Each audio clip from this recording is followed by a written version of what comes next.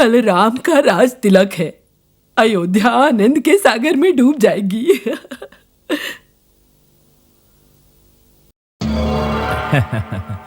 मंथरा,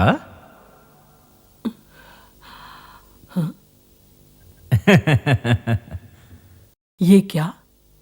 आप कौन? मैं देवेंद्र हूं। देवताओं के राजा इंद्र। प्रणाम स्वीकार करें। आयुष्मान भव।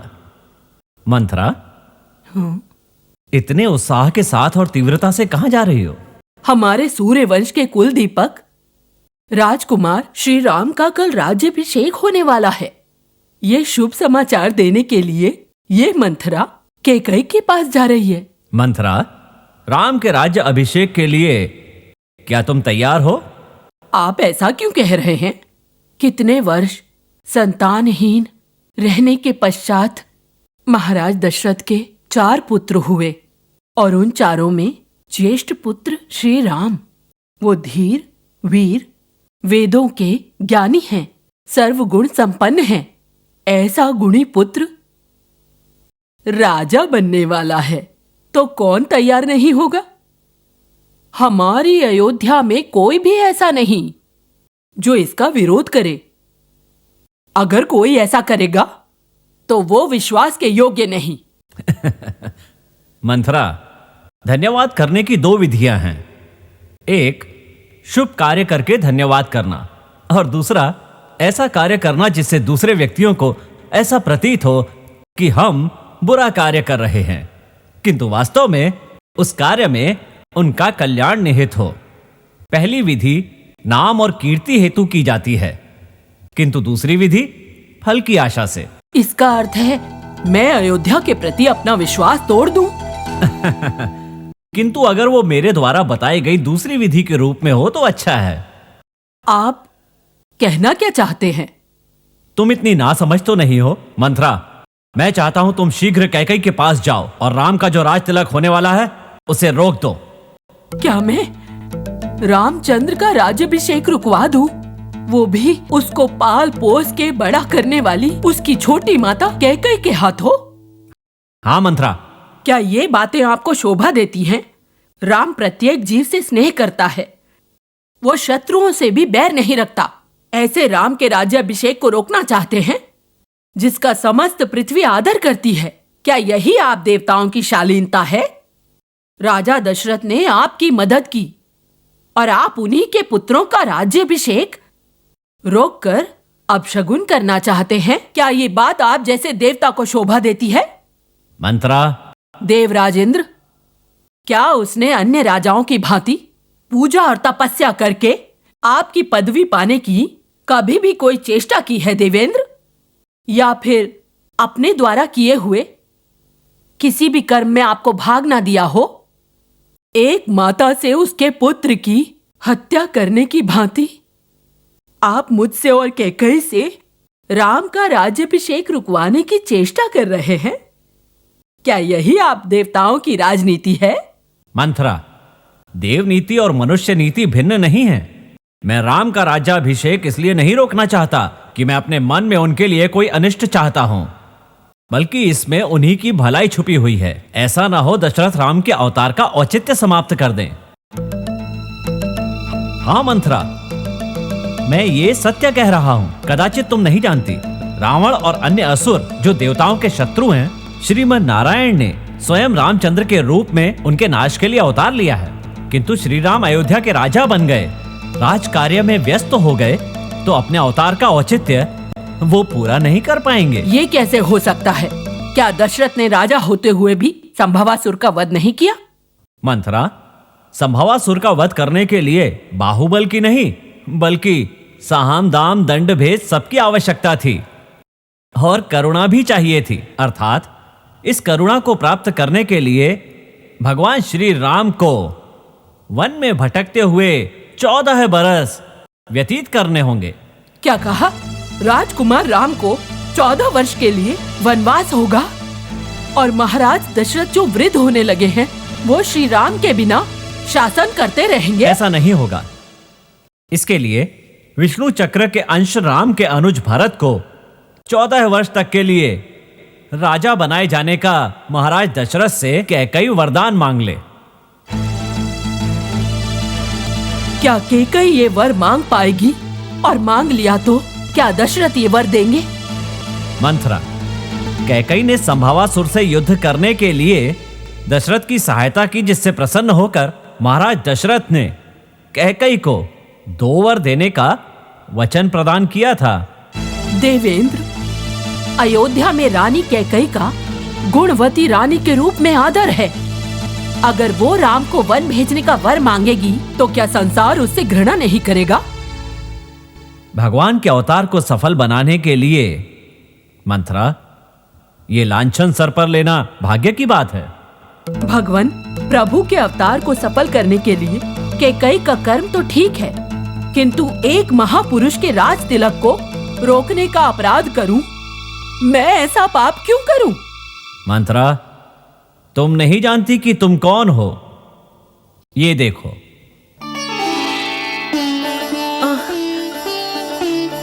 देवराजेंद्र, मैं तो एक अप्सरा के समान हो गई। बताइए देवेंद्र, क्या ये आप ही की माया है? नहीं मंथरा, यही तुम्हारा असली स्वरूप है। तुम दुंदुभी नाम की एक गंधर्व कन्या हो।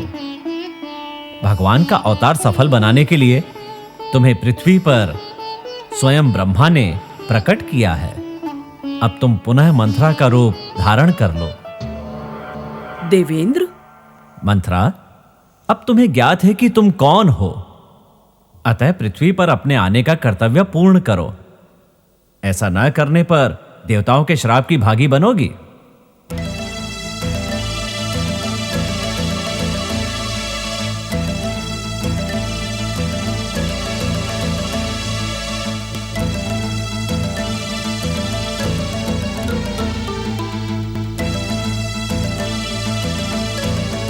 देवताओं का कार्य करने से मुझे भूलोक वासियों और महान ऋषियों के श्राप का भोगी बनके अनंत काल तक नरक में जलना पड़ेगा और परीक्षा देनी पड़ेगी। नहीं मंथरा, इस जन्म में तुम्हारे इस कार्य से लोक कल्याण ही होगा और इसके फलस्वरूप अगले जन्म में तुम्हें श्री कृष्ण को चंदन घिसकर देने का सौभाग्य प्राप्त होगा। अतः निश्चिंत रहो। किंतु तब तक मेरी आत्मा तो इस पाप के साथ संचरण करेगी ना। साधारण जन की बुराई से देवताओं का श्राप कहीं अधिक कठोर होता है।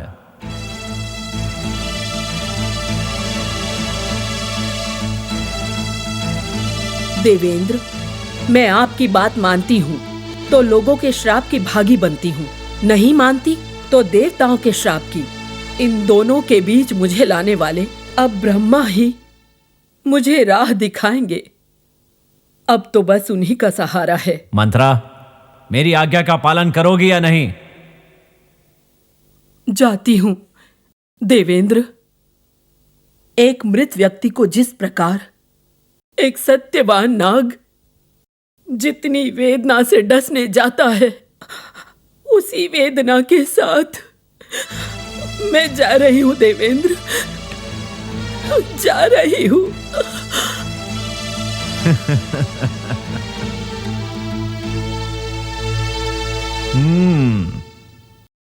नारद के कहने के अनुसार मैंने दुंदुभी को मंथरा को इस कार्य के लिए अब मैंने उकसा दिया है। कैकेयी, कैकेयी। कौन? मंथरा? हाँ हाँ, आओ, मैं तुमसे ही मिलने आई हूँ। आवश्यक कार्य है। कौन सा आवश्यक कार्य है? कल सुबह होने में अब अधिक समय शेष नहीं रह गया है कैकेयी। हम दोनों को इसी भीतर इस राज्य का भाग्य बदलना है। क्या कह रही हो? 10-15 घंटों में कैसे एक देश का भाग्य बदला जा सकता है? बताओ तो मंथरा, ये कैसे हो सकता है? क्यों नहीं हो सकता? अगर एक रूपवान और चतुर स्त्री चाहे तो एक देश तो क्या, समस्त पृथ्वी के भाग्य को बदल भी सकती है और तहस नहस भी कर सकती है। मंथरा, घुमा फिरा कर बात मत करो, स्पष्ट कहो। स्पष्ट कहती हूँ, सुनो। कल प्रातः सूर्योदय से पूर्व राम का राज्याभिषेक बड़ी धूमधाम से होने वाला है। क्या कहा? राज्याभिषेक? मेरे पुत्र राम का? मेरे पुत्र राम का राज्याभिषेक? अच्छा, तुम्हें नहीं पता था? पता भी कैसे होगा? तुम तो बस नाम मात्र की रानी बन के बैठी हो महल में। दशरथ ने तुम्हें अपने अंतःपुर में केवल अलंकार के लिए रखा है और तुम्हारा कोई महत्व नहीं है। कौशल्या और उसके पुत्र का महत्व क्या तुम्हारे पुत्र को प्राप्त है? मंथरा, महाराज के विषय में ऐसी बातें मत करो। मेरे राम के राज्याभिषेक का शुभ समाचार लाने के लिए ये लो, ये तुम्हारे लिए पुरस्कार। नहीं चाहिए तुम्हारा पुरस्कार। कैकेयी, मैं यहाँ ऐसे साधारण पुरस्कार के लिए अपेक्षा करके नहीं आई हूँ। मंथरा, आज मेरे पुत्र राम का राज्याभिषेक है। तुम जो कुछ भी मांगोगी मैं तुम्हें अवश्य दूंगी। मांगो तो सही। कैकेयी, क्या सत्य कहती हो? सत्यवान, वचन पालक, मंजलाधिपति, पट्टरानी, मैं तुमसे कह रही हूँ, मांगो, अवश्य मांगो। अवश्य? अवश्य मंथरा। सत्य वचन? सत्य वचन मंथरा। मुझे कोई मोती नहीं चाहिए। मैं जो तुमसे मांग रही हूँ तुम्हारे लिए साधारण वस्तु नहीं है। तुम्हारे विवाह से पूर्व दशरथ द्वारा तुम्हें दिए गए वाक्य हैं। उसी का प्रयोग करके तुम अपने देश के लिए सम्मान प्राप्त करोगी। अयोध्या के राज दरबार में अमिट ख्याति पा सकती हो, वो भी सदा के लिए। अयोध्या के होने वाले राजा की माता, सारे संसार में तुम्हारा नाम होगा। क्या कहा? कैकेयी राज के लिए अयोध्या के राजमंडल में स्थान? मंथरा, तुम जो कह रही हो मेरे समझ में नहीं आ रहा। समझाती हूँ, मेरी बात सुनो। सर्वप्रथम कैकेयी द्वारा जन्मे तुम्हारे पुत्र भरत को अयोध्या का राजा बनाओ। कौशल्या पुत्र राम को 14 वर्षों का वनवास। ये दोनों वर तुम राजा से मांगो।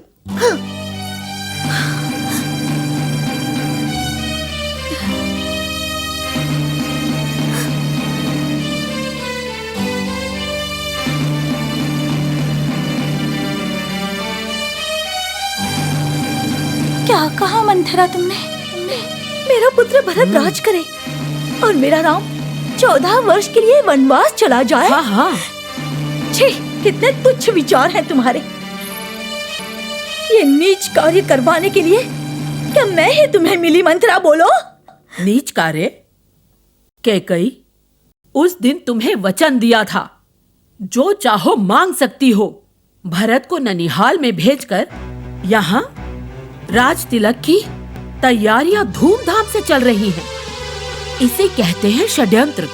मैंने तुम्हें अपनी पुत्री की तरह पाला है। तुम्हारे साथ ये अन्याय मैं कभी नहीं होने दूंगी। हमारा भरत राजा बनेगा, इससे अच्छा और क्या हो सकता है? बस तुम्हें हिम्मत करनी है। आज रात। मंथरा, मेरे विवाह से पूर्व महाराज द्वारा दिए गए वचनों को मैं नहीं भूली हूँ। मेरे विवाह के पश्चात मैंने ये दृढ़ संकल्प लिया था कि मेरा पुत्र ही सिंहासन पर बैठेगा। किंतु राम के जन्म के उपरांत उसका सुंदर मुख देखते ही मैंने ये निश्चय कर लिया था कि वही इस देश का राजा बनेगा। हाँ? कैकेयी, मंथरा, मैं ये नहीं कहती कि राम ज्येष्ठ पुत्र है इसलिए उसे राजा बनाना चाहिए, किंतु रघुनंदन के धैर्य, वीरता, करुणा, ज्ञान आदि गुणों को देखकर अगर वो हमारे चारों पुत्रों में सबसे कनिष्ठ होता तब भी मैं महाराज से यही कहती कि मेरा राम ही राजा बनेगा। ऐसे राम को तुम मेरे ही द्वारा 14 वर्ष तक वनवास भेजने के लिए कह रही हो, तुम कितनी दुष्ट हो मंथरा। इतने तुच्छ विचारों के साथ मेरे अंतपुर में तुम एक क्षण भी नहीं रह सकती। चली जाओ यहाँ से। तुम ऐसा ही कहोगी, मैं तो जानती थी। क्या जानती थी?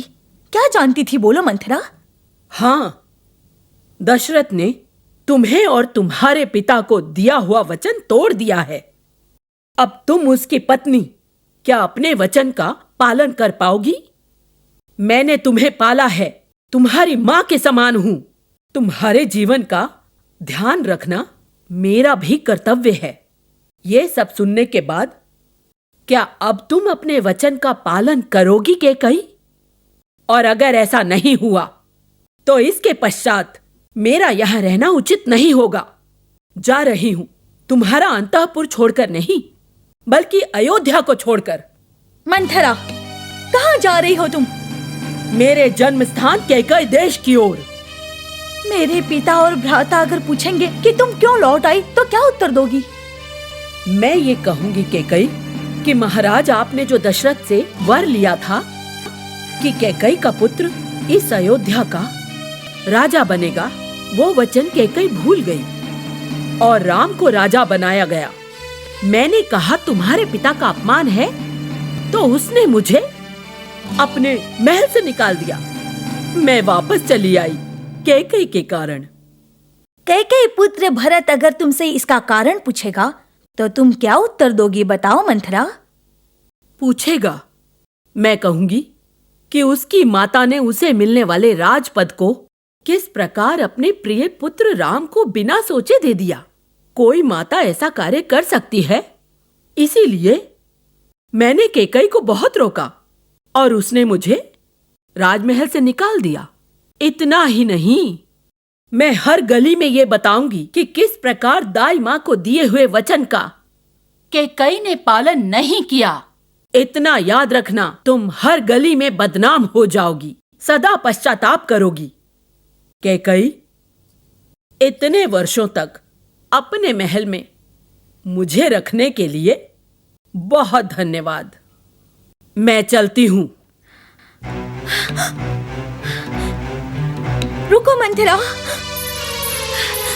मैं तुम्हें अपनी माता समान समझती हूँ और तुम्हारे बगैर मैं नहीं रह सकती, किंतु मैं तुम्हारे द्वारा मेरे राम को वनवास में भेजने की बात महाराज से अपने मुंह से नहीं कह सकती।